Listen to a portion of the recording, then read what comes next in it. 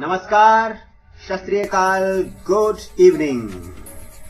दोस्तों, हमेशा की तरह फिर से आया है एक और शुक्रवार और हमेशा की ही तरह बजे हैं रात के ठीक 9 और हमेशा की तरह मैं आपका दोस्त, आपका होस्ट अमित भट्ट हमेशा की तरह लेकर आया हूं आपका जाना पहचाना रेडियो प्रोग्राम एक मुलाकात।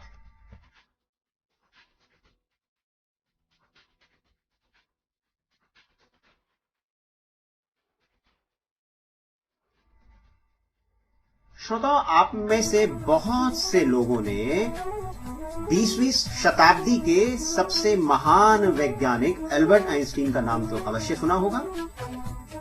अब श्रोताओं, अगर आपके मन में ये सवाल उठ रहा है कि क्या आज हम एल्बर्ट आइंस्टीन से आपको रूबरू कराने जा रहे हैं, तो जनाब, ऐसा बिल्कुल भी इस दौर में हमारे लिए संभव नहीं है। हाँ, इस प्रोग्राम को शुरू करते करते एक एल्बर्ट आइंस्टीन की एक छोटी सी घटना मेरे दिल और दिमाग में जरूर याद आ गई, तो हमने सोचा कि प्रोग्राम के आगाज में इस छोटी सी घटना को मैं अपने लिसनर्स के साथ जरूर शेयर कर देता हूं।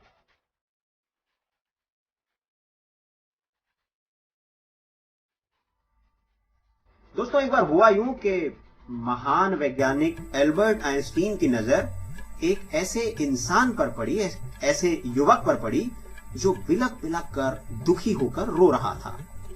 जब आइंस्टीन साहब ने उस रोते हुए इंसान से उसके रोने का और दुखी होने का कारण पूछा, तो उन साहब ने एल्बर्ट आइंस्टीन को बताया कि उनके पास जूते नहीं हैं, वह गरीब हैं और जूतों के ना होने के कारण वो इस कदर फूट फूट कर रो रहे हैं। एकाएक हुआ यूं कि एक और तीसरा व्यक्ति वहां से होकर गुजरा जिसके पैर नहीं थे, यानी कि वो ऑर्थोपेडिक हैंडीकैप था, ऐसा हम कह सकते हैं। एल्बर्ट आइंस्टीन साहब ने उस रोने वाले इंसान को उस व्यक्ति से मिलाया जिसके पास पैर ही नहीं थे और फिर समझाया कि देखिए, जिंदगी में किसी के पास पैर नहीं है और आप केवल जूतों के लिए इस कदर बिलक बिलक कर रो रहे हैं।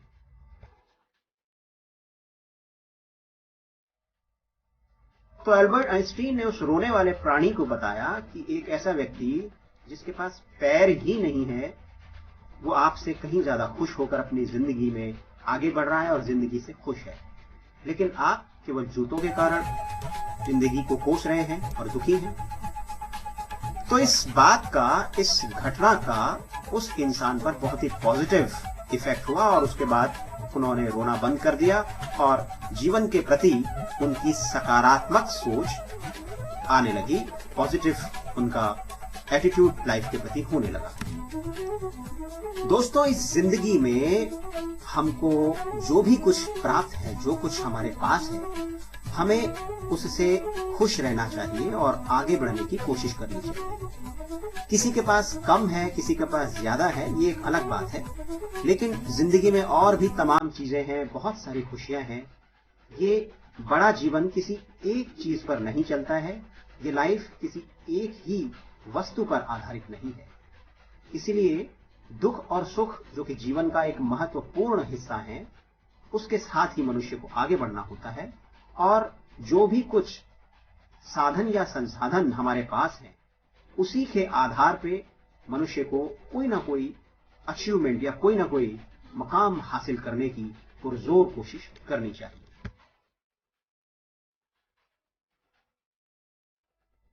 अक्सर हम इस खूबसूरत लाइफ को कोसते रहते हैं कि हमारे पास ये नहीं है, हमारे पास वो नहीं है, और दरअसल ये भूल जाते हैं, इस बात की ओर हम गौर करना भूल जाते हैं कि हमारे पास और भी बहुत सारी अच्छी चीजें हैं जिनको हम यूटिलाइज कर सकते हैं और जीवन में संघर्ष करते हुए भी आगे बढ़ सकते हैं।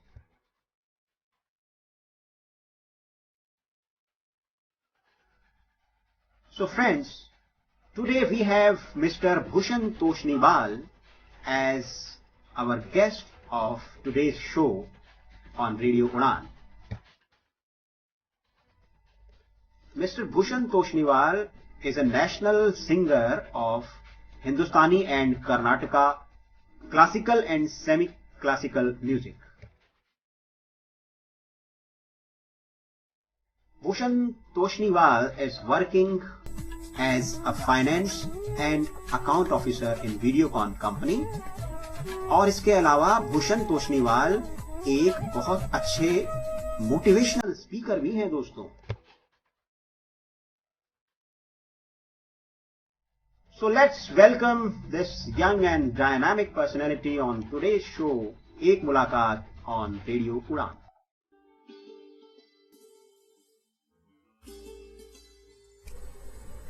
दोस्तों, आप सुन रहे हैं प्रोग्राम एक मुलाकात आपके अपने ऑनलाइन रेडियो स्टेशन रेडियो उड़ान पर, और आज हमारे साथ हैं पुणे के भूषण तोषनीवाल.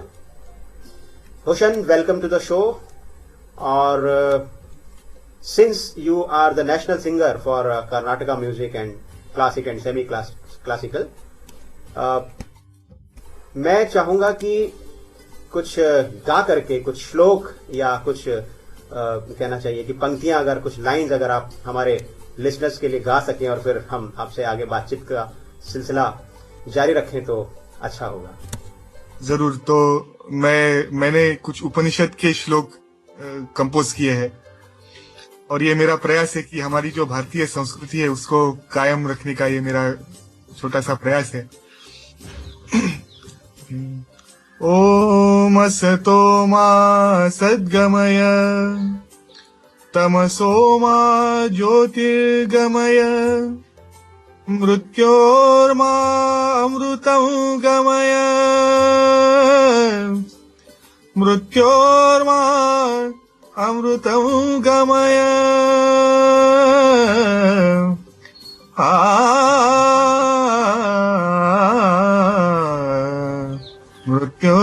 मृत्योर्मामृतं गमय.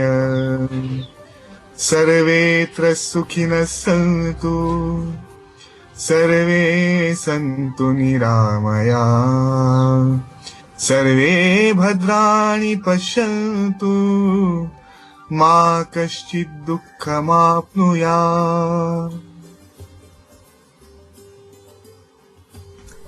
बहुत खूब, धन्यवाद. भूषण, सबसे पहले मैं आपके चाइल्डहुड के बारे में कुछ जानना चाहूंगा.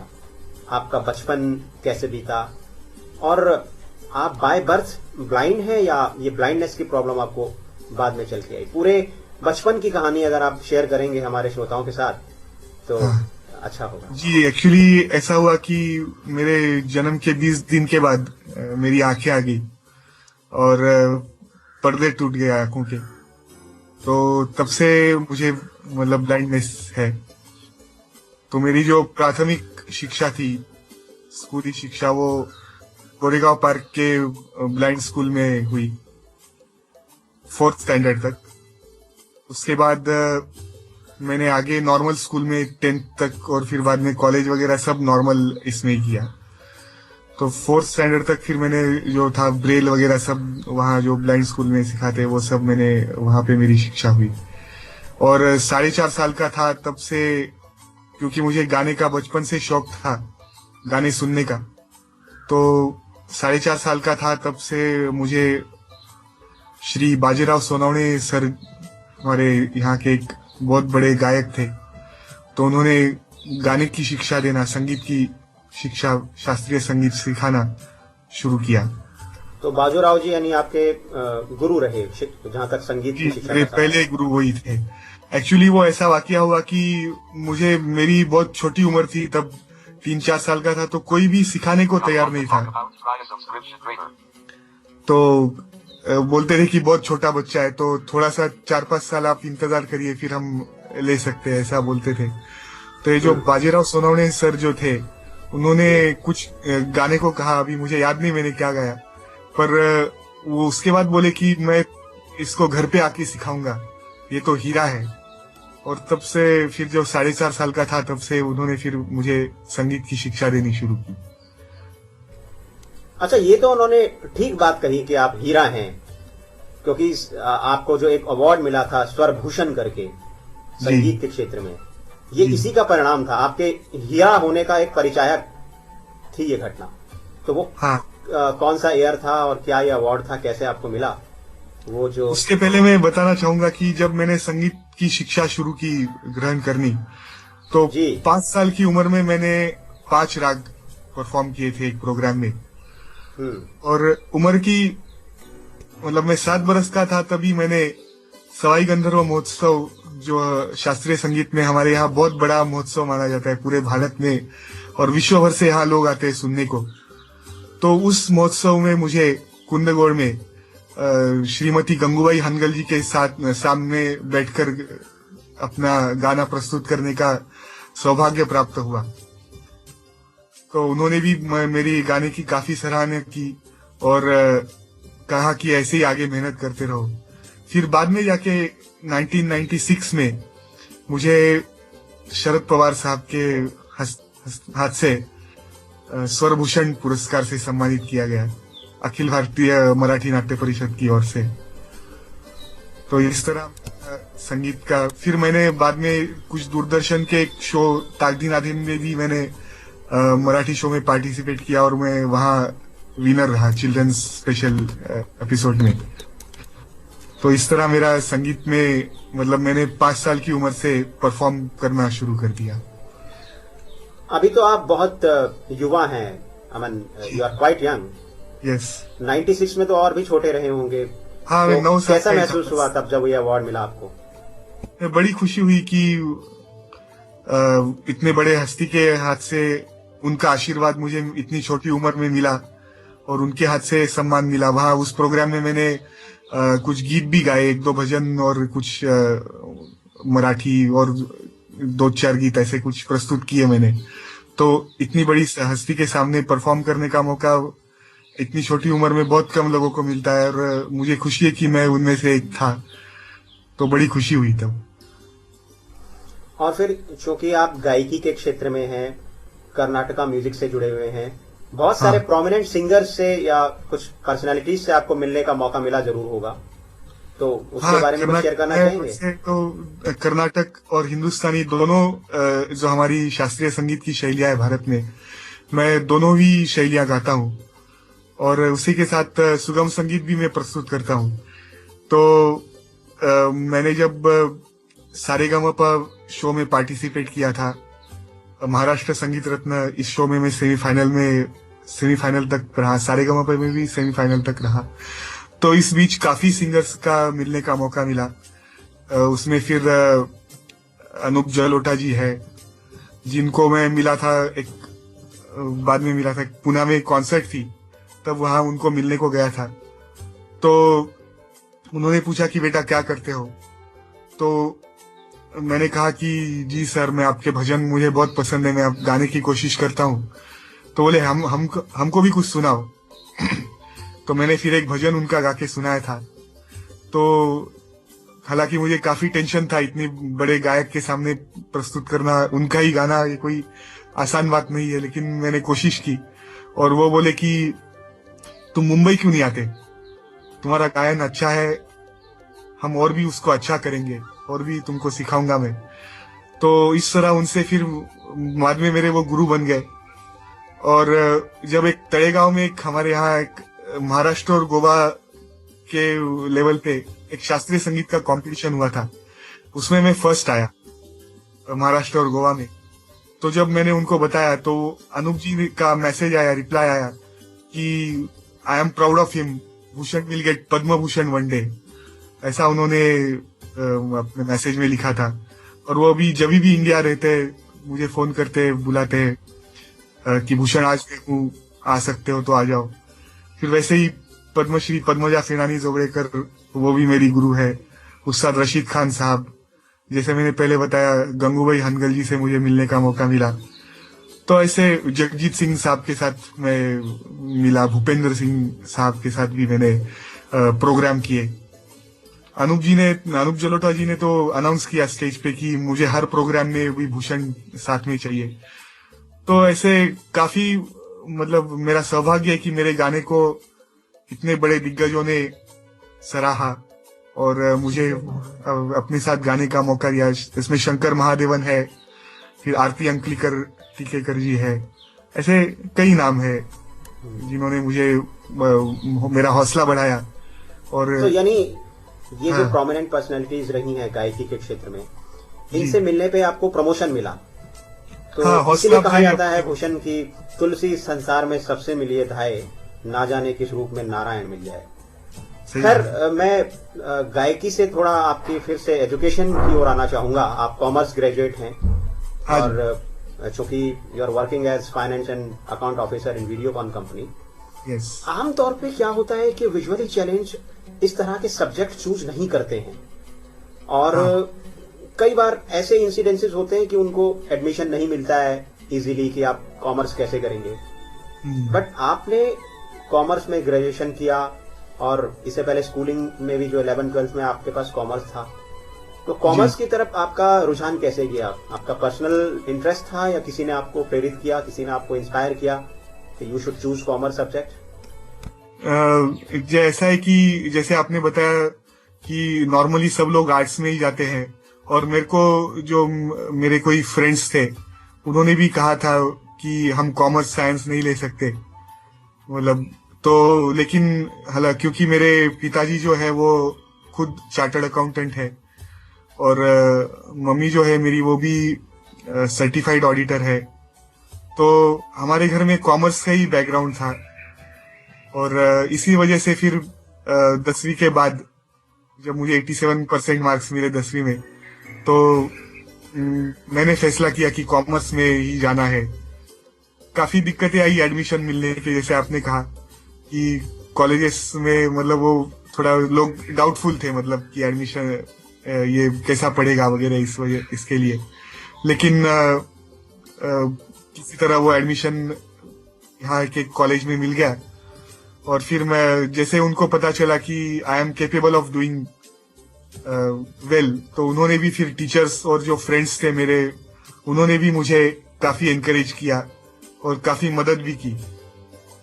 12वीं में मैं 11th आया पुणे बोर्ड में, कॉमर्स इस स्ट्रीम में मेरिट लिस्ट में 11th आया। और तब फिर मैंने सीए करने का फैसला मैंने भी किया। उसका भी एक वाकया मैं आपके सामने आप सबके साथ जरूर बांटना चाहूंगा कि जब मैंने 12वीं में मैं मेरिट लिस्ट में आया, तो तब तक मैंने सपने में भी नहीं सोचा था कि मैं सीए करूंगा।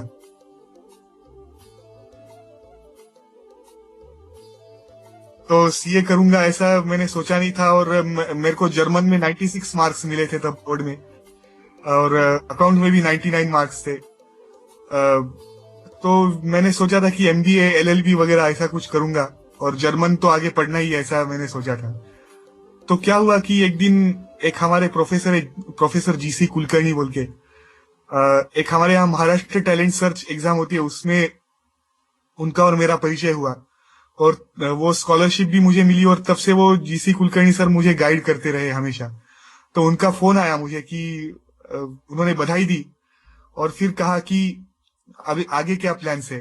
तो मैंने बताया कि ये सब मैंने सोचा है, एमबीए एलएलबी वगैरह। तो वो बोले तुम सीए क्यों नहीं करते?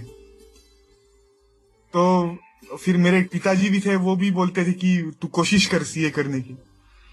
तो इस वजह से उन्होंने फिर जीसी कुलकर्णी सर ने भी पूछा कि जर्मन सीख के क्या करोगे? मैंने बोला ट्रांसलेटर बनूंगा। तो वो बोले कि संत ज्ञानेश्वर ने ट्रांसलेशन नहीं करना चाहिए, मतलब person of your calibre, he shouldn't be wasting time in translating something. Instead of that, other people should translate what you have written. और वो मुझे प्रेरणा मिली कि तब से कि हाँ, मतलब if these people feel like my father and this GC Kulkarni sir, if those greats can feel like I am capable, then I thought that I will try my hand at doing CA. तो फिर मैंने इस क्षेत्र में, फिर CA के क्षेत्र में कदम रखा फिर। So now you are quite happy with your profession?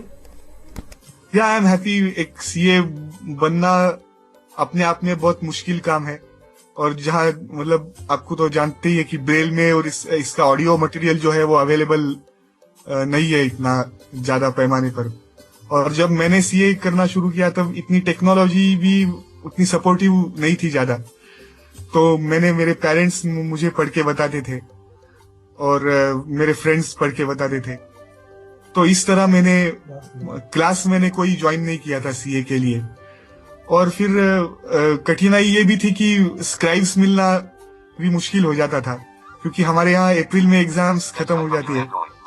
तो और सीए की एग्जाम जो रहती है वो मई में रहती है, तो मई में बहुत लोग मतलब अवेलेबल नहीं रहते लिखने को। और फिर वो लोगों के मन में डर भी रहता है कि हमारी गलतियों की वजह से मतलब इसके मार्क्स ना ये हो जाए। तो ऐसे कई कारण है कि स्क्राइब्स मिलना मुश्किल हो जाता था। और एक कारण ये था कि एक ही मतलब तब हमारे टाइम पे ऐसा रूल था कि एक राइटर नहीं सभी पेपर लिखने चाहिए। वो भी उनको थोड़ा मुश्किल लगता था बहुत लोगों को। तो इस कई कारणों की वजह से स्क्राइब्स मिलने डिफिकल्ट था। फाइनल के लिए मैंने सीए फाइनल के लिए अंडर ग्रेजुएट राइटर चाहिए, ऐसा मतलब मेरे को एक दिन पहले एग्जाम के इंस्टीट्यूट से लेटर आया। हालांकि मैंने बताया था कि जो राइटर मेरे पहले से पेपर लिख रहा था उसी को मैंने फाइनल में भी चुना था, but by that time he was graduate. तो मेरे को इंस्टीट्यूट का एक दिन पहले एग्जाम के लेटर आया कि अंडर ग्रेजुएट राइटर चाहिए बोल के। तो मेरे को आइन वक्त पे राइटर बदलना पड़ा मेरा।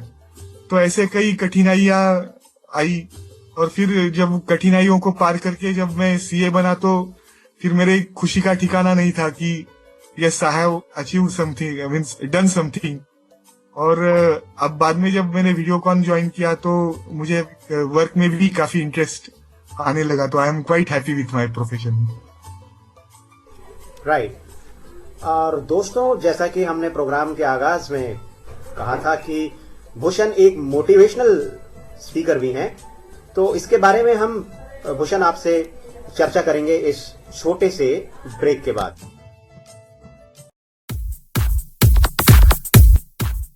एक मंच जहां मिलती है महत्वपूर्ण जानकारियां, सवाल हो और जवाब दूं। एक मंच जहां होते हैं हंसी और ठहाके। वाह।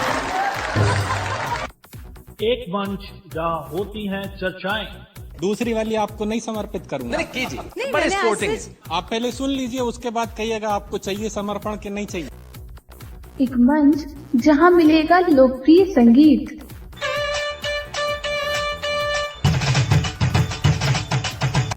और इन सब के बीच एक ऐसा मंच जहां मिलता है सब कुछ। लॉग ऑन कीजिए www.radioudan.com और जुड़ जाइए हमारे साथ।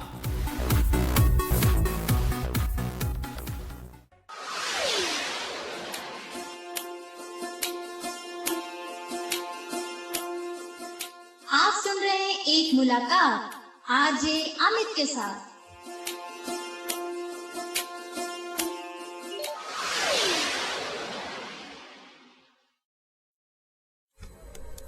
Welcome back to the show एक मुलाकात। और आज हमारे साथ स्टूडियो में मौजूद हैं पुणे के Bhushan Toshniwal. Bhushan, how did you become the motivational speaker? तो क्या हुआ कि जब मैंने सीए पास किया तो कई लोग मुझे पूछने लगे कि what is the secret of your success. और कई लोग फिर मेरे से एडवाइस लेने भी आते थे। एक कोल्हापुर की एक लड़की थी, उसने मेरे बारे में पढ़ा और she decided that she won't go for arts field and she will do CA only like I have done. ऐसे कई लोग थे। तो फिर ऐसा करते करते किसी ने सजेस्ट किया मेरे को कि why don't you give a speech on like how to achieve your goal, how to face challenges. तो इस तरह मैंने सीए पास होने के बाद पहले तो मैं थोड़ा ही बोलता था, मतलब 2-3 मिनट का स्पीच था। मतलब तब से शुरुआत की। आज आई एम गिविंग से around hour and half, around that much time I speak on that subject। और मेरे काफी कॉलेजेस कॉन्फ्रेंसेस में भी, सीए कॉन्फ्रेंसेस में ये मोटिवेशनल स्पीचेस हुए। और कई कॉन्फ्रेंसेस में तो ऐसा हुआ कि मतलब बहुत बड़े बड़े व्यक्ति मेरे पहले भी आकर, मतलब उनके यहाँ आकर गए उनके ब्रांचेस में। लेकिन वो लोगों ने कहा कि मेरा जब स्पीच था तो सब बच्चों ने, मतलब सब पूरा हॉल फुल था, which didn't happen in that branch history before। तो ऐसा काफी लोगों ने, स्टूडेंट्स ने और काफी लोगों ने मुझे एनकरेज किया कि you do that so that other people will get inspired. That's why I got into this field. Would you like to share some motivational, thoughts with our listeners of program Ek Mulaqat at this moment? या मैं ये कहना चाहूंगा कि हम लोग जो है main problem with we people is that we never believe in ourselves, we never believe in our abilities, and we always are worried about problems that we have this problem, we don't have this, we don't have that. So always we ask ourselves, can I do it? But if we reverse those words, instead of saying can I do it, if we say I can do it, then I suppose life will become a lot easier and we will be able to achieve something. And what I feel is that each and every problem has solutions, and only thing is that we have to find the solution, we have to think of solutions. Normally we think of only problems, as I said, or we find excuses because of this particular circumstance I didn't do. But the winners are the one who don't find excuse, they find solutions. And that's why they are successful. That's what I would like to tell everybody. And that's why you have achieved all, those records and all those things in your life, because you have the positive attitude towards your life. That's wonderful. Well, और मैंने ये बताना चाहूंगा कि जो success is a journey, not a destination. क्योंकि जैसे मैंने कुछ दिनों पहले एक एड सुना था जिसमें वो that person asks, have I made it large? Every time after achieving something he says, I mean अब तो मैं सुपरस्टार हूं, बट अभी भी मेरा क्वेश्चन यही है कि have I made it large? तो वैसा हमें भी जब कुछ भी, मतलब for me I feel now that कि सीए होना ये एक सिर्फ आगाज था, क्योंकि अभी भी बहुत सीखना है, अभी भी बहुत कुछ मतलब अचीव करना है, ऐसा मुझे लगता है. So that's what I would like to tell everybody, that even after achieving one success, aim for higher goals, achieve higher things, aim for higher things. Right. Who is your favorite motivational speaker in the world? Shiv खेरा साहब का मैंने काफी speeches सुने थे, तो उनसे मैं काफी स्पीकर मोटिवेशन, तो उनके इससे मैं काफी प्रभावित हुआ था. शिव खेरा साहब, जो शिव खेरा, मोटिवेशनल स्पीकर. तो मैं आपके थोड़ा पर्सनल लाइफ के बारे में जानना चाहूंगा. अमन, आपकी personal, I think you are still bachelor. Yes. So tell me something about your personal life. Well, apart from singing, I play violin, I play harmonium also. मेरे हॉबीज में I am a cricket lover. And I follow a lot of cricket. Then I like to follow tennis grand slams, जो है Australian open, French open वगैरह. और पढ़ने का बहुत शौक है मुझे. काफी नॉवेल्स और ड्रामाज, मोटिवेशनल बुक्स, ये सब मैं पढ़ता रहता हूँ जैसे भी मुझे टाइम मिले. तो ये सब मेरी हॉबीज में आते हैं. बट आपको इसके लिए स्पेयर टाइम मिल पाता है? Because you are occupied, you are busy personality. I mean, in the office, you have to, deal with a lot of accounts, related activities and all. Then on the other side, you are the speaker for motivation. And then you are also, Hindustani national singer. तो इन सब चीजों के लिए आपको कभी time मिल पाता है आपकी हॉबीज के लिए, पर्सनल इंटरेस्ट? टाइम निकालता हूँ मैं जैसा भी हो सके. जब वीकेंड्स पे खास करके जब मेरे प्रोग्राम्स नहीं होते तो मैं फिर मतलब कुछ बुक्स पढ़ता हूँ, या कभी मैच वगैरह कौन सा रहा तो वो देखता हूँ.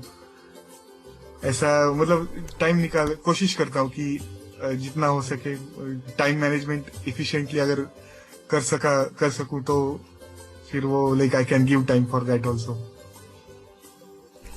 और ऑफिस के आने के बाद मैं गाने की प्रैक्टिस करता हूँ, तो in that way it goes on.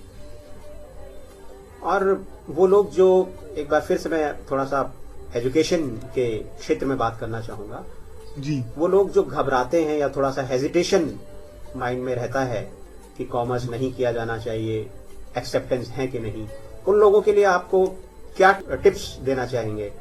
उनको क्या करना चाहिए? ऐसा ओपिनियन है कि घबराना, मतलब एक मैंने स्टोरी पढ़ी थी कि जिसमें that child asks his father, he is also some handicapped child, and he asks his father that daddy, whether I will be able to play for some football. So then that dad says, you will never know until you try it. फिर बाद में he asks थोड़े सालों के बाद कि daddy, will I be able to become a good surgeon? That dad says, you won't know until you try it. तो मुझे ऐसा लगता है कि कोई भी नई चीज जो है, हमारे मन में प्रिजुडाइसेस काफी रहते हैं कि वो बहुत मुश्किल है.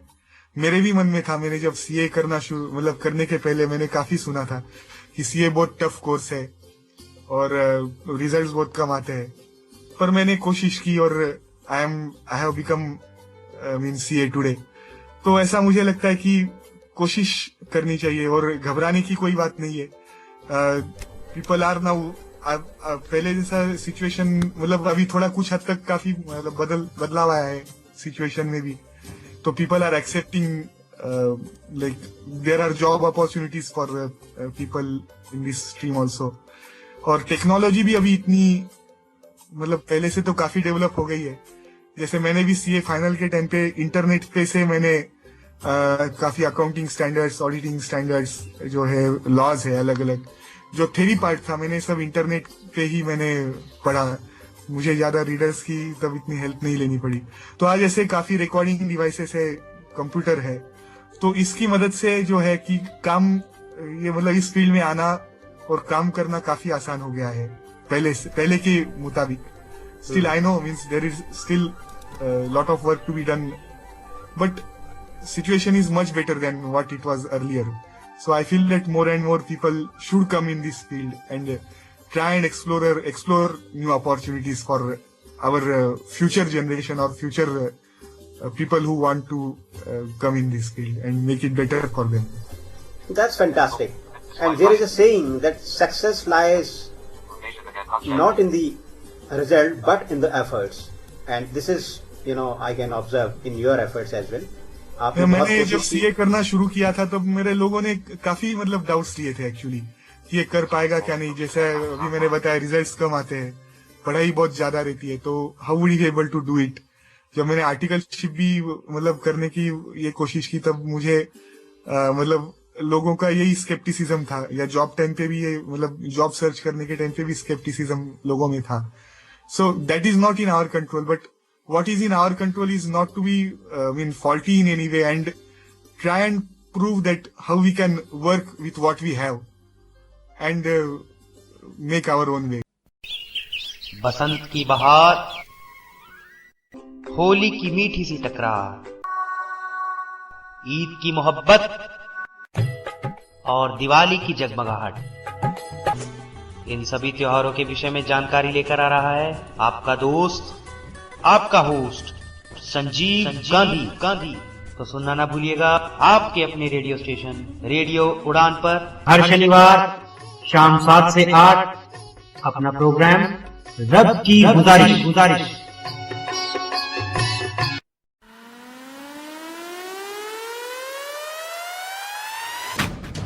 आप सुन रहे हैं रेडियो उड़ान, the flight of life, world's number one internet radio station of its own kind. सुनते रहिए और एंजॉय कीजिए रेडियो उड़ान.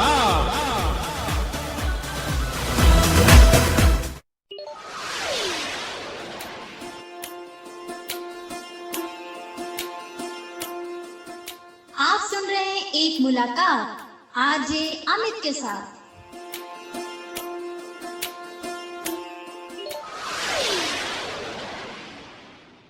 Bhushan, now we are in the final segment of today's show. चलने से पहले मैं दो चीजें आपसे सुनना चाहूंगा.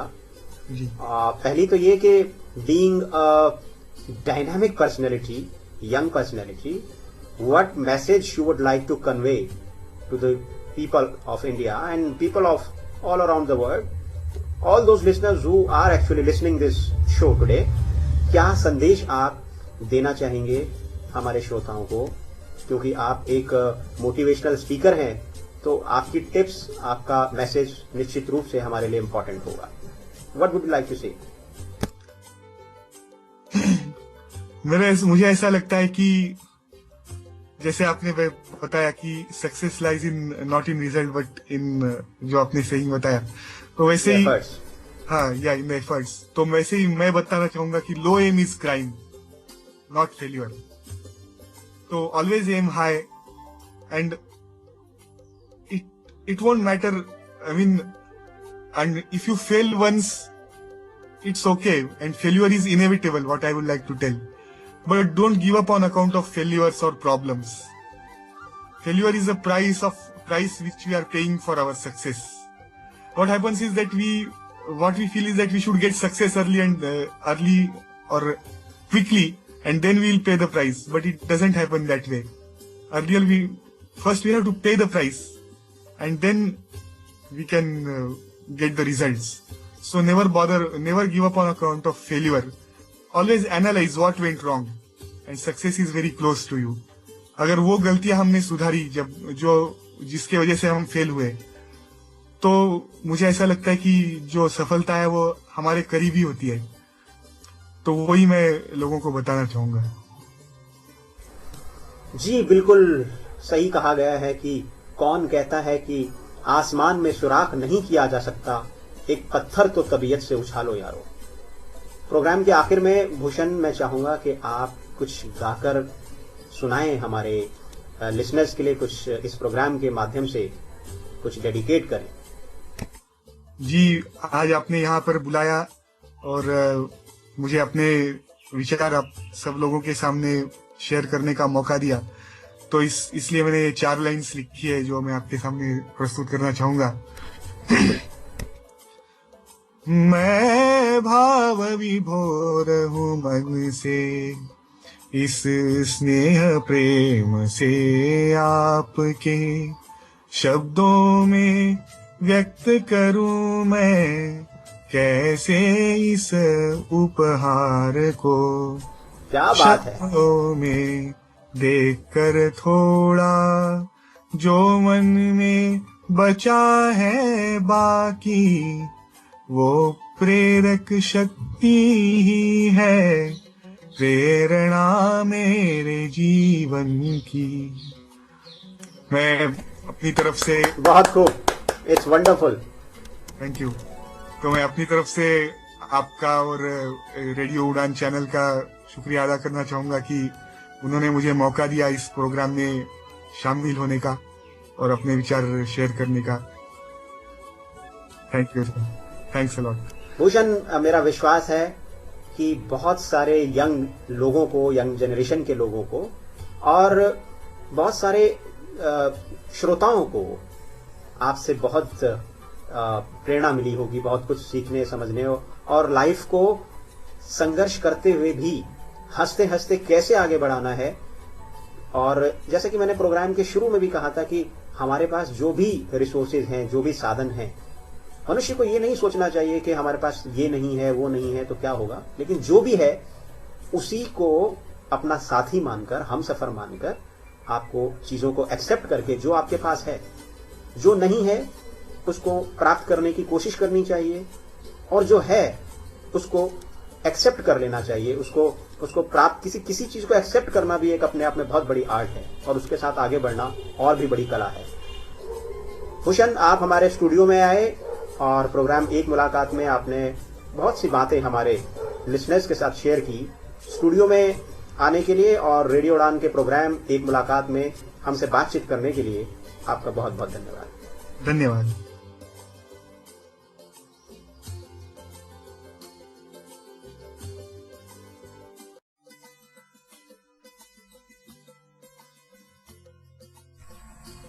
श्रोताओं, हमारे इस कार्यक्रम के बारे में आप अपनी प्रतिक्रियाएं हमें ईमेल के माध्यम से भेज सकते हैं. हमारी ईमेल आईडी का पता है amit@radioudan.com और mail@radioudan.com. अधिक जानकारी के लिए आप लॉग ऑन कर सकते हैं हमारी वेबसाइट www.radioudan.com, जहां आप इस कार्यक्रम के बारे में अपनी ऑनलाइन फीडबैक भी सबमिट कर सकते हैं. अगले सप्ताह आज ही के दिन इसी समय आपसे मुलाकात होगी। नमस्कार।